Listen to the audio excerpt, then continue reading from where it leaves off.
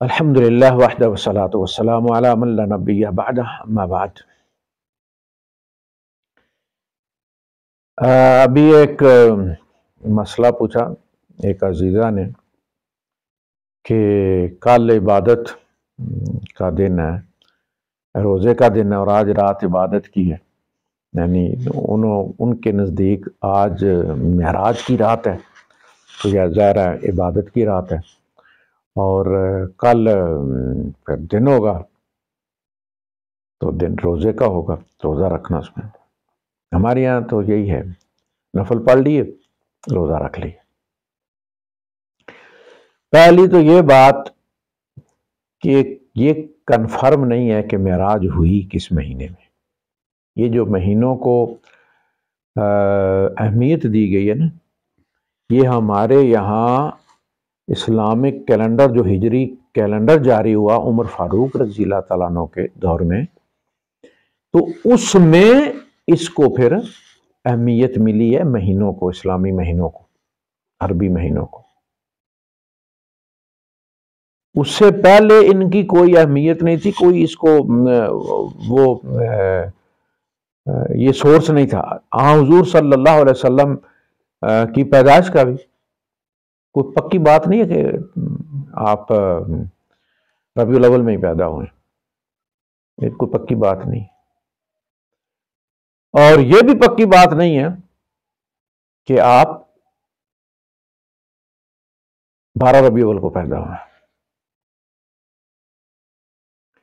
اسی طرح رجب کی 27 تاریخ کو معراج ہوا ہے، یہ بھی پکی بات نہیں۔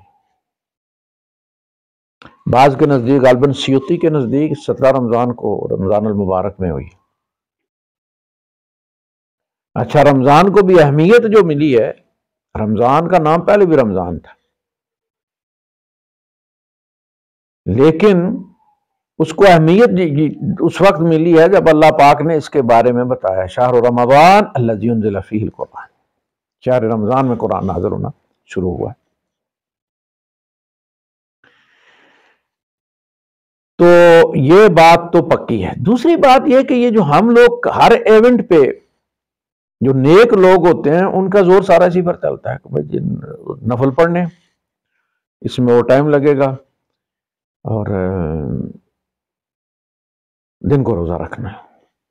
یہ اپنی طرف سے جو عبادت بنانا نا، یہ بھی امتحان ہوتا ہے۔ اس وقت جب کہ نیکی کا جذبہ مشتعل ہو اور آپ کسی ریفرنس سے وہ نیکی کرنا چاہتے ہیں، دیکھیں ہر رات کو رمضان آپ نفل پڑھیں نا، تہجد سنت ہے، نفل سے اوپر کا درجہ ہی، سنت مؤکدہ ہے، حکم دیا اللہ پاک نے، یا ایھا المزمل قم اللیل الا قلیلا، ساری رات کھڑے رہو مگر قلیلا، تھوڑا آرام کر لو، نصفہ او انقص منہ قلیلا، آدھی رات کھڑے رہو یا اس میں سے تھوڑا کم کر لو، اور زد علیہ، یا آدھے سے زیادہ کھڑے ہو جاؤ، وَرَتِّلِ الْقُرْآنَ تَرْتِيلًا، اور قرآن کو ترتیل کے ساتھ پڑھنا ہے، ایسے نہیں جیسے ہم تراویح میں پڑھتے ہیں 5ویں گیئر میں، وہ والا نہیں۔ نبی کریم صلی اللہ علیہ وسلم ترتیل سے قرآن پڑھا کرتے تھے، حکم اللہ پاک نے ترتیل کا دیا تھا آپ کو،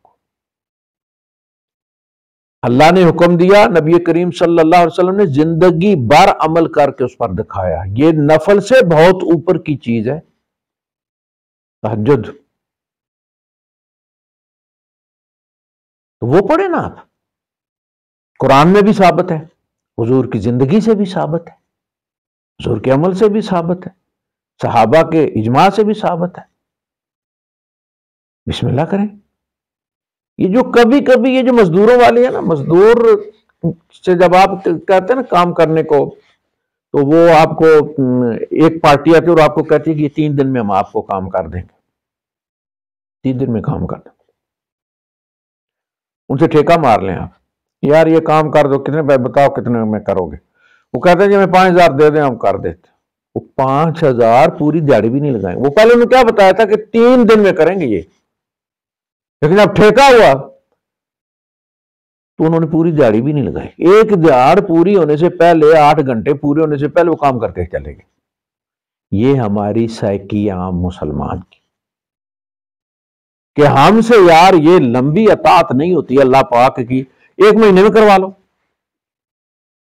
بس، کسی ایک رات میں کروا لو یار۔ حرام اگر ہم آنکھ چپکائیں تو چائے بھی نہیں پیئیں گے اس میں، بغیر چائے پیے ساری رات جگا کر اپنی تابع داری ثابت کر دیں گے اللہ پاک کو۔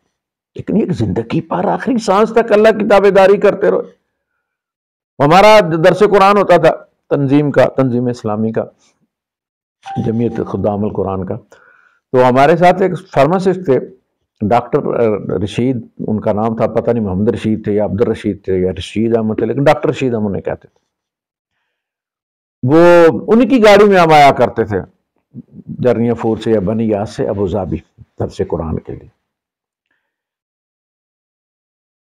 تو میں درس قرآن دیتا تھا، 2 ساتھی اور ہمارے ساتھ ہوتے تھے، محمد حسن انجم صاحب اور یہ رشید صاحب، اور 2 خواتین ہوتے تھے۔ ایک دن جاتے ہوئے رستوں میں کہنے لگے، کافی گرم تھے، کہتی یار قاری صاحب، ہم نے ڈاکٹر صاحب کی بیعت کی، بیعت جہاد، یار ہم سے بندے مروا لو تھا، یہ ہم سے ہفتے بار نہیں آیا تھا، 35 کلومیٹر دور سے آنا پڑتا تھا۔ وہ کہنے لگے بندے مرواؤ یار، ہم سے یہ درس والا ہم سے نہیں ہوتا، ہم وہ مسلمان ہیں ساری زندگی سچ بولنا ہے، پورا تولنا ہے، کسی کو گالی نہیں دیتنی، کسی کی غیبت نہیں کرنی۔ یار مر جائے بندہ پھر، اگر یہ چیزیں نہ کریں 10 منٹ ہم نہیں بیٹھ سکتے کسی کی غیبت کیے ہوئے۔ مولوی ہوں گے، نیک لوگ ہوں گے، تو وہ دوسرے فرقوں کی غیبت شروع کر دیں، خوب تسلی کے ساتھ، ایسے ٹائم گزرنے کا پتہ نہیں چلے گا۔ اب اگر آپ طے کر لیں گے نہیں یار ان کو اللہ کے حوالے کر دو، ہم اپنی اللہ اللہ کرتے ہیں، کوئی بات سنو، بس کیا حال ہے کیا حال ہے میں ختم، اس کے بعد منہ دیکھتے رہیں گے اس کے دوسرے کو۔ خواتین پھوڑی پر بھی وہ جب میت پڑی ہوتی ہے وہاں کٹھی ہوتی ہیں، میت انہی کے حوالے ہوتی ہے، مرد تو صرف وہ غسل دے کے اٹھانے آتے ہیں، سارا دن انہی کے پاس رہتی ہے میت، وہاں بیٹھے ہوئے بھی وہ اپنا کام جاری رکھتی ہیں۔ ان سے بھی 5-10 منٹ رکے، اگر رک جائے تو وہ 5-10 منٹ نہیں گزرتے، کریں کیا؟ تو ساری زندگی کی تابع داری نہیں ہوتی، ہمیں معراج شریف کی رات کو نوافل پڑھ لیں گے، عاشورے کی رات کو نوافل پڑھ لیں گے، دن کو ہم روزہ بھی رکھ لیں گے، بس اس قسم کے کام ہم سے کروا لیں۔ آپ ٹک کر تابع داری، نبی کا اتباع، ساری زندگی بہت طویل ہو جاتی ہے۔ آپ تقوی کی زندگی گزارے نا تو زندگی بہت طویل ہوتی ہے، لیکن اگر فسق اور فجور کی زندگی گزارے تو زندگی میں برکت کوئی نہیں، تو پتہ ہی نہیں چلتا زندگی کا، موج میلے میں گزر جاتی ہے جھٹ پٹ۔ گل گپ لگائیں، غیبت چگلی کریں، جناب علی ادھر ادھر کے قصے سنائیں، 2-4 ڈراموں کے سنائیں، 2-4 مولویوں کی ٹانگیں کھینچیں، آپ یقین کریں پتہ نہیں چلتا 3 گھنٹے گزر گئے۔ تو یہ جو سائیکی ہے یہ ہمیں مارتی ہے۔ ایسی کوئی بھی عبادت کریٹ کرنا جس کی خصوصیت حضور نے اس رات کے ساتھ منسوب نہیں فرمائی۔ لیلۃ القدر میں شک ہے طاق راتوں میں جب بھی آتی ہے، لیکن ضروری نہیں وہ 27ویں کو آئے، وہ 25 کو ہو سکتی ہے، وہ 29 کو، 27ویں کے بعد تو جان ہی نکل جاتی ہے نا، 29 کسی شمار میں نہیں ہوتی، 21 کو بھی ہو سکتی ہے، 23 کو بھی ہو سکتی ہے، 25 کو بھی ہو سکتی ہے، 27 کو بھی ہو سکتی ہے، 29 کو بھی ہو سکتی ہے۔ اس میں آپ ہر رات کو یہ سمجھ کے کہ آج لیلۃ القدر ہو سکتی ہے، آپ ٹھیک ہے وہ ٹائم لگائیں، لیکن باقی راتوں میں نصف شعبان کی رات، حدیث جس کے ریفرنس سے یہ لیتے ہیں اس کو، نصف شعبان کو جس حدیث کے ریفرنس سے لیتے ہیں حضرت عائشہ صدیقہ رضی اللہ تعالیٰ، اس میں کیا ہے کہ اللہ کے رسول صلی اللہ علیہ وسلم پاؤں دبا کر گھر سے نکلے کہ میرے قدموں کی چاپ سے عائشہ صدیقہ رضی اللہ تعالی عنہا کی آنکھ نہ کھلے۔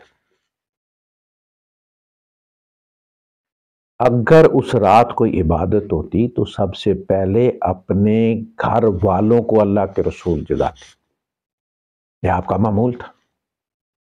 اگر عبادت کی رات ہوتی تو حضور سب سے پہلے اپنے گھر والوں کو جگاتے، حضور نے اپنے گھر والی نہ صرف یہ کہ جگائی نہیں، بلکہ یہ احتیاط برتی کہ جاگ بھی نہ جائے میرے قدموں سے، پاؤں دبا کر نکلے۔ پاؤں دبانے سے حضرت عائشہ صدیقہ کو شک پڑا کہ کسی دوسری بیوی کے پاس جا رہے، حضور کی بیوی ہے نا۔ وہ حضرت انس ابن مالک رضی اللہ تعالیٰ کی جو روایت ہے کہ اللہ کے رسول صلی اللہ علیہ وسلم ایک ہی غسل میں 9 کی 9 بیویاں جو ہے ان کے یہاں رات بھگتا کے آئے، ایک ہی غسل میں۔ قابل اعتراض بات یہ ہے، اللہ کے رسول صلی اللہ علیہ وسلم جب غزوہ تبوک سے واپس آئے تو یہ 1 مہینے سے زیادہ طویل سفر تھا، تو پھر جو بیویاں ساتھ نہیں گئی ہوئی تھیں، اللہ کے رسول صلی اللہ علیہ وسلم نے ایک بیوی کے یہاں گئے، سلام دعا ہوئی، حالات پوچھے، ٹھیک ہے، پھر میں دوسری سے ذرا پتا، پھر ان کے بھی یہاں چونکہ سب بیویوں کا حق بنتا تھا، تو پھر حضور ان تمام کے یہاں گئے، خیر خیریت پتا کر کے تو پھر آپ تشریف لائے واپس۔ اب راوی کیا بیان کرتا کہ ایک ہی غسل میں، یار آپ حضور کے حجرے کے بعد بیٹھے ہوئے تھے کہ پانی باہر نکلتا کہ نہیں نکلتا حضور کے نہانے کا، تو کرنے والی بات ہے۔ حضرت انس ہر حجرے میں حضور کے پیچھے گئے تھے کہ وہاں پانی گرا ہے کہ نہیں گرا، ایک ہی غسل میں 9 بیوی 9 حجرے پتہ کر کے آئے تم وہاں پہ حضور نے غسل کیا یا نہیں کیا۔ تو حضور کی بیویاں تھیں، لیکن باری حضرت عائشہ صدیقہ رضی اللہ تعالیٰ، اللہ پاک نے حضور سے پابندی ہٹا دی ہوئی تھی، یہ بات نوٹ کرنا ہے۔ سورہ احزاب میں اللہ پاک نے کہا تھا کہ نبی آپ پر کوئی پابندی نہیں، آپ جس بیوی کو چاہیں بلا لیں، جس بیوی کو چاہیں پیچھے چھوڑ دیں آپ، اور جس چھوڑیے کو چاہیں اس کو بلا سکتے ہیں، یعنی ایک بیوی کو اگر آپ نے ہفتہ نہیں بلایا تو بھی آپ اسے بلا سکتے ہیں۔ اور یہ ہم اس لیے کر رہے ہیں تاکہ ان کا آپ پر حق ختم ہو جائے، جس کے پاس آپ جائیں وہ آپ کا احسان سمجھے، حساب نہ کرے آپ سے کہ آپ کو کل آنا تھا آج کیوں آئے آپ، سمجھ لگے کیوں؟ اللہ کا پر کوئی پابندی نہیں ہے، تاکہ ان کے دلوں کو رنج نہ ہو، کوئی کہ میرے پاس ایک دن کم آئے ہیں، اور کوئی کہ اس کے پاس 2 دن زیادہ کیوں رہ گئے ہیں، وَلَا يَحْزَنَّ، ان کو حزن نہ ہو، جس کو جتنا مل جائے شکر کرے اتنا مل گیا۔ اس کے باوجود اللہ کے رسول صلی اللہ علیہ وسلم نے باری کا اہتمام کیا ہے، اللہ کی طرف سے اجازت ملنے کے بعد بھی اللہ نے کہا کوئی پابندی نہیں، لیکن حضور نے پابندی کی۔ یہ میرے نبی کا اخلاق ہے، یہ میرے نبی کا بڑا پن ہے۔ اور بھی بہت ساری چیزیں جہاں اللہ پاک نے چھوٹ دی اور حضور نے چھوٹ استعمال نہیں کی۔ اعلی اخلاق کا اعلی درجہ مقام جس کی مثال نہیں ملتی انسانوں میں، وہ ہے نبی کریم صلی اللہ علیہ وسلم۔ تو حضور پاؤں دبا کر گئے، انہوں نے سمجھا کہ بھائی یہ دوسری زوجہ کے آگے پیچھے گئی، یہ بھی پاؤں دبا کر گئیں، پھر اور دیکھا تو حضور جنت البقیع میں دعا کر رہے تھے مردوں کے لیے۔ آپ خود فرماتی ہیں کہ میں نے کہا میرے ماں باپ قربان، میں کیا شک کر رہی ہوں اور آپ کس حال میں، تو حضور نے ان کو نہیں جگایا۔ اس کا مطلب ہے کہ نصف شعبان کو سوائے اس کے کہ آپ کی آنکھ کھل گئی ہے تو دعا کر لیں مردوں کے لیے۔ حضور دعا اجرے میں بھی کر سکتے، اللہ ہی سے کرنی تھی نا، لیکن اللہ کے رسول صلی اللہ علیہ وسلم اہتمام فرماتے تھے احد کے شہداء کے لیے بھی، اور یہ جو جنت البقیع کے مدفونین تھے ان کے لیے بھی، اور ہو سکتا ہے کہ ہمارے لیے سب برابر ہے، لیکن نبی کریم صلی اللہ علیہ وسلم وہاں جاتے تھے تو ایسے ہی آپ ان سے باتیں کرتے تھے جیسے آپ الوداع کہہ رہے ہیں ان کو، اور آپ ان کو اور وہ حضور کو سنتے ہیں۔ خاص کوئی تعلق تھا نبی کریم صلی اللہ علیہ وسلم کا. نبی تھے، جو ہمارے لیے غیب ہے ان کے لیے غیب نہیں تھا. تو اگر عبادت ہوتی تو حضور سب سے پہلے حضرت عائشہ صدیقہ رضی اللہ تعالیٰ عنہ کو جگاتے. اگر حضور نے اہتمام فرمایا کہ عائشہ کی آنکھ نہ کھلے تو آپ بھی اہتمام فرمایا آپ کی بیویوں کی. تو آپ کو کیا حق ہے لوگوں کی بیویوں کو جگانے کا اور پھر یہ کہہ کے جگانے کا کہ آج کی رات جو ہے وہ عبادت کی رات ہے؟ اسی کا نام بدعت ہے. بدعت اتنی بری چیز ہے کہ اسی لیے تو اس میں توبہ نصیب نہیں ہوتی، کیونکہ کرنے والا نیکی سمجھ کے کر رہا ہے تو نیکی سے تو کوئی توبہ نہیں نہ کرتا، گناہ سے توبہ کرتا ہے.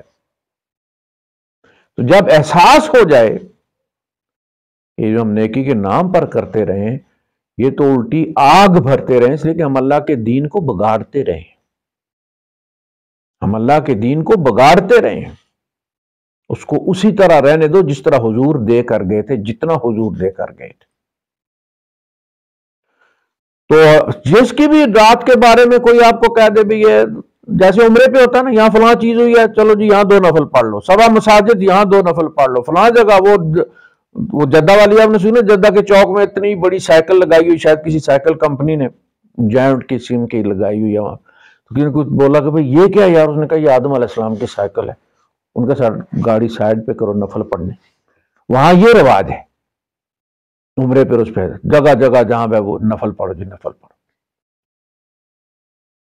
تو معراج کی رات کے نفل بھی کوئی نہیں ہے اور معراج کی صبح کا روزہ بھی کوئی نہیں ہے، کچھ نہیں ہے. نارمل پڑھنا ہے تو روز پڑھو. روز جو میں نے عرض کیا کہ موقدہ ہے، سنت موقدہ ہے، اللہ کا حکم ہے قرآن میں، حضور کی سیرت سے ثابت ہے، صحابہ نے اس کا اتباع کیا زندگی بھر. تہجد پڑھیں آپ، 2 نفل ہی پڑھ لیں یار، 2 نفل بھی تہجد ہے، حکم پورا ہو جائے گا. 4 پڑھ لیں، 6 پڑھ لیں، 8 پڑھ لیں، 8 فائنل ہے. حضور نے 8 ہی پڑھے ہیں آخر تک، اس سے زیادہ نہیں پڑھے. طویل بہت ہوتے تھے، 6 سپارے. ایک پارہ رمضان میں پڑھنے کا ارادہ بناؤ تو نوازی پہلے ہی بتا دیتے پھر آپ پہ ہی پڑھ سو. اس دفعہ بھی میں نے بات کی ختم قرآن کی تو کہتے ہیں پھر آپ اور مولوی صاحب ہی ہوں گے، اور کوئی نہیں ہوگا بندہ. وآخر دعوانا الحمد للہ رب العالمین.